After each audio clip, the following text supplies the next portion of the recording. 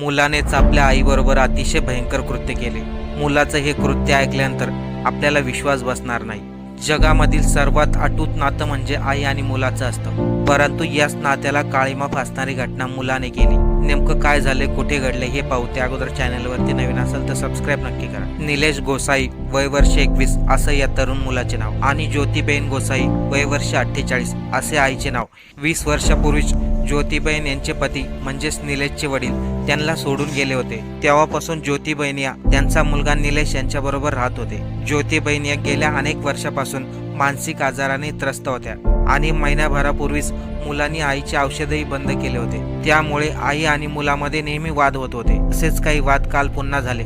तेव्हा मुलगा निलेशने आपल्या आईला चाकूने मारण्याचा प्रयत्न केला, परंतु आईने चाकू हिसकावून घेतला। त्यानंतर मुलगा निलेशने आपल्या आईची साडीच्या साहाय्याने गळा दाबून हत्या केली।